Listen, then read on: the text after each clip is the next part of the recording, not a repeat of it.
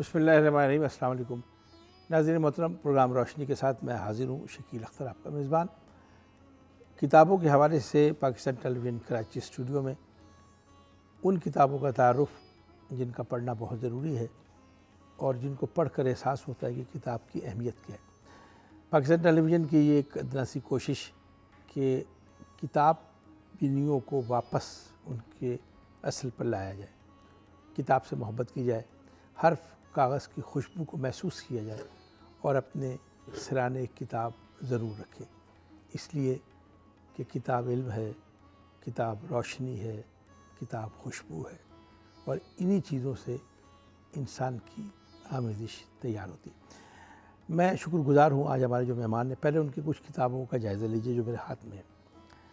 पहली किताब है मुझे एक बात कहनी है, दूसरी किताब है म्याने मनोतो, तीसरी किताब है रस्म तकल्लुम, चौथी किताब है जायज़ा अदबियात उर्दू, पाँचवीं किताब है जहाने क़वायद व इंशा, छठी किताब है कराची में उर्दू गज़ल और नज़्म। ये सिर्फ 6 किताबें मैंने आपको दिखाई हैं, ये सब किताब है। इसमें क्या है ना मुझे पता है ना मेरे नाज़रीन को पता है, ये वही बताएंगे जिनका इससे ताल्लुक़ है। मरज़ की तशख़ीस डॉक्टर बेहतर तरीके से कर सकता है। किताबों पर गुफ्तगू, इल्म की गुफ्तगू है, अहले इल्म इसको बेहतर तरीके से बता सकते हैं। आज हमारे इस प्रोग्राम में मेहमान हैं प्रोफेसर शाहिद कमाल साहब, और मैंने अपनी मदद के लिए बुलाया एक इंतहाई पढ़ी लिखी शख्सियत ज़ेब अस्कार साहब। अहले कराची जानते हैं इन दोनों शख्सियत का क्या मकाम है। किताब जो आज ज़ेर बहस है जिस पर गुफ्तगू करेंगे वो प्रोफेसर शाहिद कमाल साहब की किताब है कराची में उर्दू गज़ल और नज़्म। डॉक्टर साहब खुशामदीद हम आपको कहते हैं, ज़ेब साहब आपको खुशामदीद कहते हैं। इतनी सारी किताबों में मुझे बड़ी मुनफरिद सी लगी किताब, इसका पस मंज़र क्या है प्रोफेसर साहब? इस एतबार से भी मुनफरिद है कि ये 1999 में शाये हुई पहली बार। अच्छा। और इससे पहले कराची की शायरी पर कोई दस्तावेज़ मौजूद नहीं थी, तो ये इस एतबार से मेरा पहला काम था। जितनी भी कराची के मुताल्लिक़ किताबें आईं, थीसिस आए, वो सब इस किताब के बाद है। तो क्या आप कराची की गज़ल और नज़्म को बरसग़ीर की गज़ल और नज़्म से अलग करके बताना चाहते हैं? अलग नहीं करते, लेकिन इसमें थोड़ा सा इम्तियाज़ हमें नज़र आता है। आप समझते हैं नज़र आता है वो कि बरसग़ीर की गज़ल और नज़्म के मुकाबले पर इसमें इम्तियाज़ है? हाँ, एक इम्तियाज़ी फ़र्क है, और वो ये है कि क़याम पाकिस्तान के बाद मुख्तलिफ़ इलाक़ों से लोग यहाँ आए, इस शहर में आके आबाद हुए, और वो जिन इलाक़ों से आए अपने लहजे साथ लेकर आए, अपने लहजे, अपना कल्चर, अपना मिजाज, वो तमाम चीज़ें साथ लाए। और यहाँ आबाद होने के बाद में जिसको जो पसंद आता गया, तो एक और तरह का मखलूत कल्चर सही सामने आ गया। सही। तो अगर हम ये कहते हैं कि सब दिल्ली की शायरी है ये, तो वो दिल्ली की शायरी है। हैदराबाद दक्कन की है तो वो वहीं की है, लखनऊ वो मिजाज नज़र आता है नज़र। लेकिन कराची की जो मिजाज है वो एक मखलूत मिजाज है। क्या इस मखलूत में इलाकाई ज़बानें भी शामिल हैं? इलाकाई ज़बानें बिल्कुल शामिल है। मेरी किताब में जो मैंने लोगों को 3 तबक़ात में तकसीम किया है, 3 गिरोहों में। एक वो कि जो मकामी लोग थे यहीं पैदा हुए, दूसरे वो जो क़याम पाकिस्तान के वक्त मुख्तलिफ़ इलाक़ों से यहाँ आके आबाद हुए, और तीसरे वो लोग कि जो पाकिस्तान के मुख्तलिफ़ इलाक़ों से आके आबाद हुए, इलाकाई लोग। ये चूँकि साहिली शहर है, रोज़गार के मौक़े हमेशा से यहाँ ज़्यादा मौजूद हैं, तो लोग आते गए, यहाँ आबाद होते गए। और ज़ाहिर है कि जब लोग आते हैं तो अपना कल्चर लाते हैं साथ, अपनी ज़बान साथ लाते हैं, और वो मकामी कल्चर और मकामी जो अदब होता है उस पर अपने असरात मुतय्यन करते हैं। ये किताब अंजुमन तरक्की उर्दू हिंद नई दिल्ली से छपी, ये इसका 2nd एडिशन है। सेकंड, पहला कहाँ से छपा? पहली बार ये कराची से ही 1999 में शाये हुई थी। नाज़रीन, हम इस किताब पर भी गुफ्तगू करेंगे, लेकिन पहले हम प्रोफेसर शाहिद कमाल साहब पर, चूँकि उनकी अपनी ज़ात पर गुफ्तगू है, लिहाजा मैं मदद चाहूँगा ज़ेब अस्कार साहब से। पहले प्रोफेसर शाहिद कमाल साहब को डिफ़ाइन कर दें। शुक्रिया शकील अख्तर साहब। मैं ये समझता हूँ कि प्रोफेसर शाहिद कमाल एजुकेशनिस्ट तो हैं ही, कमाल तो है, कमाल तो वो उनका अपनी जगह है, लेकिन देखता हूँ कि वो जिस तरह से तनकीद लिख रहे हैं उर्दू अदब में, और जिस तरह से ان کی نثر ہے، اور تو اس اعتبار سے میں ان کے ہاں بہت یعنی جدید رنگ دیکھتا ہوں، اور یہ دیکھتا ہوں کہ جو آج کی ضرورت بن رہی ہے، میں سمجھتا ہوں بنیادی بات تو تنقید میں، نئی تنقید میں تنقید انرچ نہیں ہوئی ایک خاصے عرصے سے، اور خصوصاً جو جدید جو آج کی صورتحال ہے، تو اس اعتبار سے جیسے ابھی پروفیسر شاہد کمال فرما رہے تھے کہ جو مختلف تبدیلیاں آئیں، غزل کے تناظر میں بات ہو رہی تھی، تو وہ اس کو انہوں نے اس کتاب میں یعنی کہ ایک طرح سے ریکارڈ کیا اس شاعری کو اور ان شعراء کو. تو اس اعتبار سے میں سمجھتا ہوں کہ شاہد کمال صاحب کا ادب کے تعلق سے میں ایک بہت ہی کریٹیو تخلیق کار کے طور پہ بھی دیکھتا ہوں، اور ایک اچھے کرٹک کے طور پہ بھی. زیب بھائی میری تھوڑی سی مدد کیجیے گا، تنقید اور انتقام میں فرق ہے؟ تنقید اور انتقام میں بہت ظاہر ہے فرق ہے، اور میں یہ سمجھتا ہوں کہ دیکھیے بات یہ ہے کہ ہم عام طور پہ تنقید کو یا تو یعنی تنقیص سمجھ لیتے ہیں، انتقام لینا، جی انتقام لینا، لیکن دراصل کرٹسزم آپ انگریزی کے حوالے سے بھی دیکھیں تو یہ ایک اپریسیشن کی صورت ہو جاتی ہے. یعنی وہ چیزیں جن کو جس ادب کے تعلق سے اگر شیکسپیئر کے اوپر کرٹسزم نہ آتا، وہ کرٹیکل اپریسیشن، تو ہم ان کے بارے میں حسن عسکری نہ ہوتے، حسن عسکری نہ ہوتے، محمد صدیقی نہ ہوتے، جی یہ سب ڈاکٹر محمد علی صدیقی ایریل ہیں، پروفیسر ممتاز حسین ہیں. یعنی انہوں نے تنقید کو ایک باقاعدہ فن بنا دیا. ایک باقاعدہ فن بنا بہت. میں بالکل کیا پروفیسر شاہد کمال صاحب اسی فن کی ایکسٹینشن میں یہ سمجھ رہا ہوں کہ پروفیسر شاہد کمال اس کو اسی فن کے کو لے کے تو چل رہی ہیں، لیکن ان میں ایک جو صحت مند بات مجھے نظر آ رہی ہے وہ یہ ہے کہ نئی تنقید کی جو بنیادیں بننا چاہیے تھی وہ اس میں ایک کردار ادا کر رہی ہیں. ہماری جو اردو ادب کی جو تازہ تر تنقید ہونی چاہیے شکیل صاحب، وہ آپ کی بھی نظر میں ہے. یعنی ایک روایت ہے، روایت کی جگالی کی جا رہی ہے، اسی طرح وہی آپ کے پاس اوزار ہیں دیکھنے کے تنقید کے حوالے سے، تو انہی حوالوں سے دیکھتے ہیں. پروفیسر شاہد اقبال ذرا مختلف انداز. تخلیقی آدمی تنقید کو کیوں نہیں برداشت کرتا؟ میں یہ سمجھتا ہوں کہ ایک دوسرے کی ضد تو نہیں ہے؟ نہیں، ایک دوسرے کی ضد تو نہیں ہے. دراصل یہ ہوتا ہے کہ ہمارے ہاں دراصل تخلیق بھی ایک تنقیدی صورت ہی ہے. ایک طرح سے دیکھا جائے تخلیق جو ہے وہ کریٹیولی ایک کرٹیسزم ہے، اگر اچھے معنوں میں دیکھا جی اچھے معنوں میں اور صحت مند معنوں میں دیکھا جائے. تو ہمارے ہاں یہ ہوتا ہے نا کہ شکیل اختر بھائی اس میں عام طور پہ بائسڈ چیزیں آتی رہی ہیں، یعنی بائسڈ ویو تنقید کے اندر آ گیا ہے. تو کچھ تو اس وجہ سے بیزار نظر آتے ہیں، کچھ کی تو جائز بات محسوس ہوتی ہے کہ بھئی جو تنقید لکھی گئی ہے ماضی میں مختلف کتابوں کے اوپر، شاعری کے اوپر، تو وہ اس سے مطمئن نہیں ہے. لیکن میں یہ سمجھتا ہوں ہر ایک نقاد کا ایک اپنا زاویہ نگاہ ہوتا ہے، تو اس اعتبار سے ہم دیکھ سکتے ہیں. اچھا، ایک آسان سوال کا جواب دے دیں. جس دبستان سے پروفیسر شاہد کمال کا تعلق ہے، جی ہاں،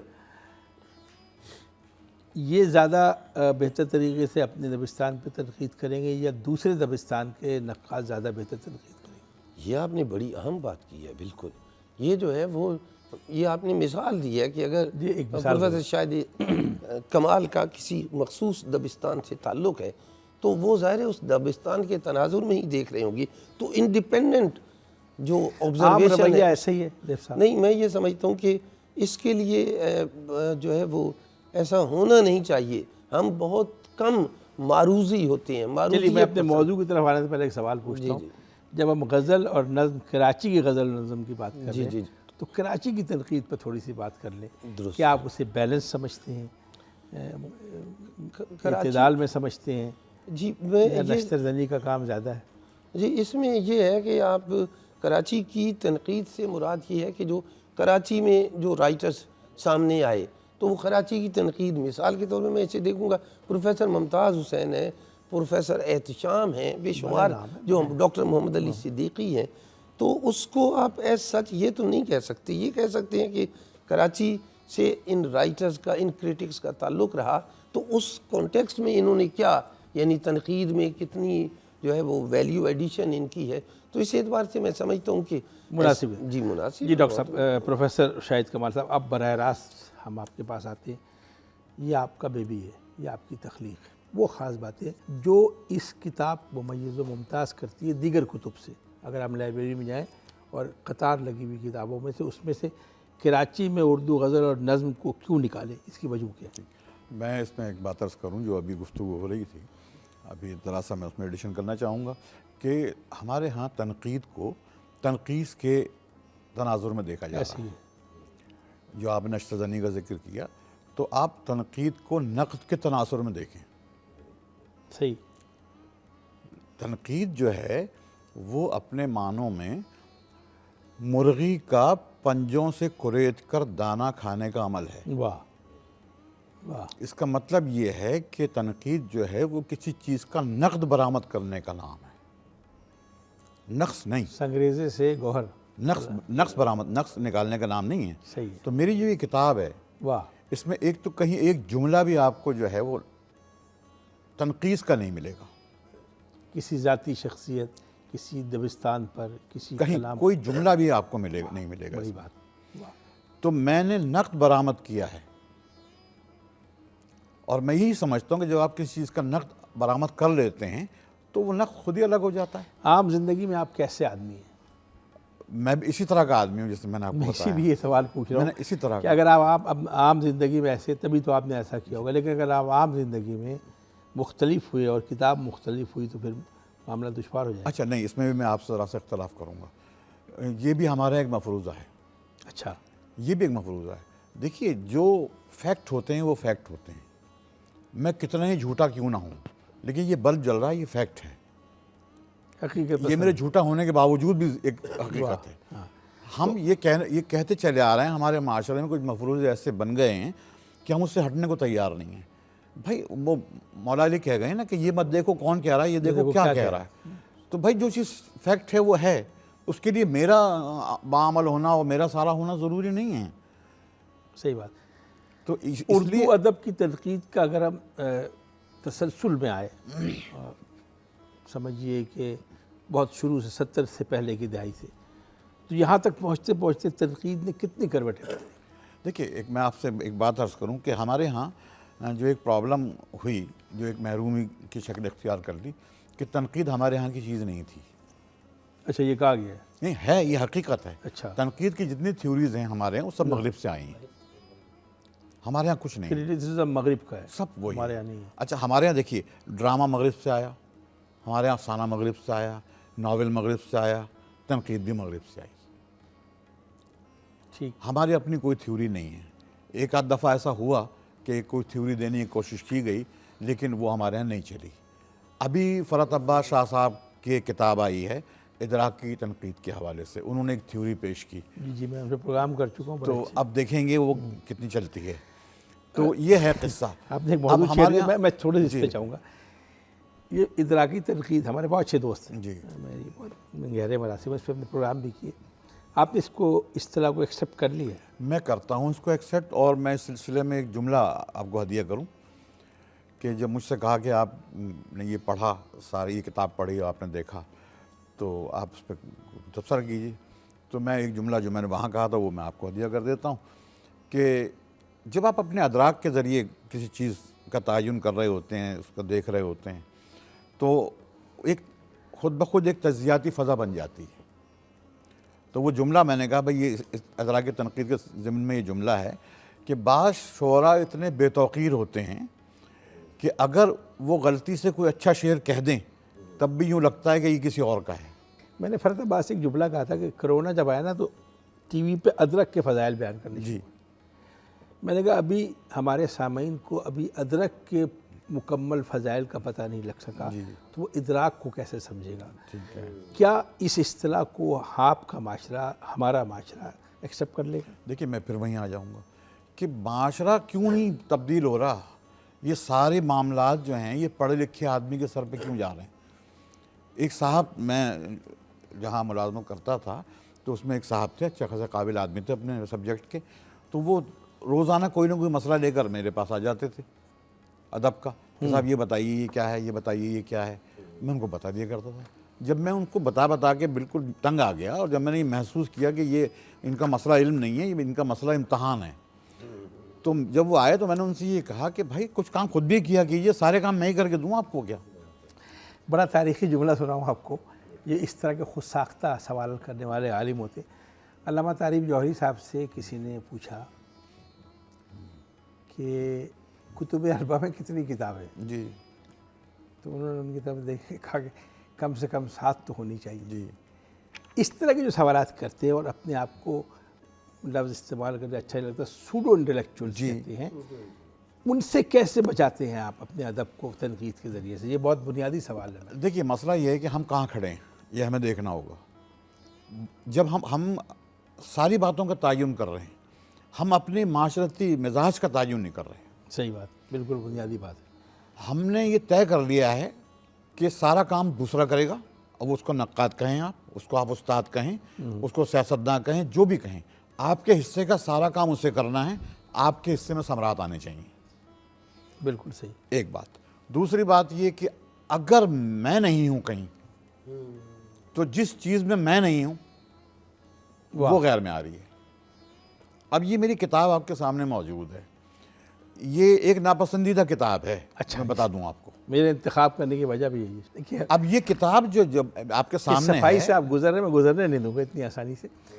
یہ انسانی رویے جو ہے نا، ادیب بھی انسانی رویوں میں شامل ہوتے ہیں. جب آپ اپنی تخلیق پر کوئی تنقید برداشت نہیں کر سکتے تو پھر یہی رویہ آپ کی شاعری پہ اثر انداز ہو، اور اس سے جنم لینے والی شاعری جو ہوگی اس پہ بھی اثرات ہوگی. دیکھیے میں آپ سے اسی طرف آ رہا تھا. مجھے سب کی طرف جی میں اسی طرف آ رہا تھا کہ یہ کتاب جو آپ کے سامنے رکھی ہوئی ہے، اس میں یہ قیام پاکستان سے شروع کیا احاطہ ہوا ہے اس کا، اور یہ 2016 کا ایڈیشن ہے، یہ ریوائزڈ ایڈیشن ہے. اس میں صرف 38 شعراء ہیں کراچی کی جن کا جائزہ لیا گیا. جی. ٹھیک ہے. اب ہمیں عادت پڑ گئی ہے ڈائریکٹریاں دیکھنے کی. اب 38 آدمیوں کے جب یہ کتاب آئی تھی تو اس وقت 33 تھے، 33 شعراء تھے اس میں. اس میں آپ نے الفابیٹیکلی نہیں لیا ہے؟ نہیں، 33 شعراء تھے. انتخاب کس نے کیا ہے؟ اب اس کے بعد میں پھر یہ میرا اپنا انتخاب ہے، سب ذمہ داری میں، ساری ذمہ داری میری ہے. 33 شعراء کا انتخاب آپ کی میری ذمہ داری ہے. بالکل. اب میں نے اس میں یہ بات کہی کہ بھائی یہ ڈائریکٹری نہیں ہے، میری اپنی ترجیحات بھی ہیں، لکھنے والے کی اپنی ترجیحات بھی ہوتی ہیں. میں اس بات کا دعوے دار نہیں ہوں کہ جو میں نے کہہ دیا بس یہی ہے. میں نے ایک سلسلہ شروع کیا ہے، اب کچھ کام آپ بھی کیجئے. بنیادی لیکن وہ سارے شاعر جو تھے، 38 آدمی اس میں ہیں، اور کوئی 1.5-2 لاکھ آدمی جو ہے نا اس کے خلاف ہو گئے کہ صاحب اس میں تو ہم نہیں ہیں تو بیکار ہی. یہ بتائیے آپ نے بنیادی کیا استوار کیے؟ ان کا کلام، جی، ان کا رویہ، یا ان کی اپروچ؟ میں نے جو میرے نزدیک جو ہے ایک سادہ سی بات ہے کہ تخلیق اگر کمیونیکیٹ کر گئی ہے، آپ کو یاد ہیں کسی آدمی کے، میں آپ سے کوئی نام لوں اور آپ کو اس کے 5 شعر یاد ہیں، تو میں سمجھتا ہوں کہ وہ آپ تک کمیونیکیشن اس کی مکمل ہو گئی. اور ایک آدمی نے جو ہے نا وہ 20 دیوان لکھے ہیں اور کسی کو اتنے لوگ بیٹھے ہیں، کسی کو کچھ بھی یاد نہیں ہے، اس کا مطلب اس کمیونیکیشن نہیں ہوئی. یہ کتاب جو ہے اس کا امتیازی وصف یہ ہے، جو میری محنت کہہ لیں جو بھی کہہ لیں، وہ یہ ہے کہ یہ کتاب میں نے پوری کی پوری اپنے حافظے سے لکھی ہے. واہ، ٹوٹل اس پر جی، یعنی جو لوگ جو اشعار میرے اندر رہ گئے جن لوگوں کے، میں نے اس پر گفتگو کی. زیب صاحب آپ نے اس کتاب کو پڑھا پورا؟ جی، میں کیسے الگ کریں گے دوسرے لوگوں سے؟ میں یہ سمجھتا ہوں کہ جیسے پروفیسر شاہد کمال نے یہ بات کہی کہ جو اشعار انہیں یاد رہ گئے تھے تو اس بنیاد پہ انہوں نے یہ یادداشت کی بنیاد پہ لکھا، تو یہ انہوں نے ایک معیار بنانے کی کوشش کی ہے، یہ کہ ابلاغ کو انہوں نے اہمیت دی ہے. لیکن آپ ادب میں جہاں بہت اندر تک جائیں گے تو آپ کو یہ بھی اندازہ ہوگا کہ ابلاغ ایک ریلیٹیو ٹرم ہے. یعنی یہ کہ جو نئے ادب میں، اور بسا اوقات تو بہت سی ایسی تخلیقات ہوتی ہیں جو بہت بڑی ہوتی ہیں، وقت کے ساتھ ساتھ پھر وہ ان کا ادراک ہوتا رہتا ہے اور یہ بھی پتہ چلتا رہتا ہے کہ اس میں کتنی ڈائمنشنز ہیں. بر صغیر کے ادب کے حوالے سے آپ دیکھ لیجیے. اچھا، یہ جو 33 افراد آپ نے میں منتخب کی ہیں، اس میں آخری شاعر ہے، اس کا زمانہ کون سا ہے؟ یہ کتاب جو ہے یہ ہمارے عہد کا جو ایک شاعر ہے جاوید صبا، یہ جو ہمارے کنٹمپریری ہیں، یہ ان پر میں نے کتاب ختم کی ہے. آپ کو باغی نہیں کہا گیا؟ مجھے تو پتہ نہیں کیا کیا کہتے ہیں لوگ. وہ تو ایک الگ قصہ ہے، لیکن میں یہ سمجھتا ہوں یہ بغاوت نہیں ہے، یہ میری پرائیورٹی ہے اور ہر آدمی کے پاس ہوتی ہے کہ آپ وہ کیا لکھنا چاہتا ہے، کس پہ لکھنا چاہتا ہے۔ آپ اپنے کلاسیکل خزانے سے جڑے ہوئے ہیں، بالکل اس سے الگ نہیں ہوئے، اور یہ آگے جو کچھ دے رہے اس سے متصل ہے، یعنی ورثے میں منتقل کر رہے ہیں۔ بہت بہت شکریہ پروفیسر شاہد کمال صاحب، آپ کا بہت بہت شکریہ زیب اسکار صاحب۔ دیکھیے اتنی ساری جو باتیں آپ نے سنی ہیں میرے سننے والے، جو گفتگو آپ نے سنی، میں بھی مبہوت تھا، آپ بھی مبہوت ہیں ان دو عظیم ہستیوں کی۔ ان میں کیا بات ہے؟ ان کی گفتگو میں رچاؤ ہے، کشش ہے، علم ہے، فن ہے۔ یہ سب کہاں سے حاصل ہوا؟ اللہ ان کو زندگیاں دے، اللہ ان کی عمر دراز عطا فرمائے۔ لیکن یہ کتاب وہ ہے جو آپ کے ساتھ ہمیشہ رہے گی۔ اگر ایسی گفتگو کرنی ہے، ایسا لب و لہجہ اختیار کرنا ہے، اتنے یقین کے ساتھ معاشرے میں رہنا ہے، تو کتاب پڑھیے، کتاب کو اپنا ہتھیار بنائیے، بندوق چھوڑ کر کتاب اٹھائیے، تاکہ خوشبو بھی آئے، محبت بھی آئے، لہجے میں متانت بھی آئے، اور بہت سی بیماریوں سے اللہ آپ کو نجات بھی دلائے۔ کتاب پڑھیے، اس لیے کہ کتاب پڑھنے سے روح تک تازگی اتر جاتی ہے۔ شکیل اختر کو اجازت دیجیے، اللہ نگہبان۔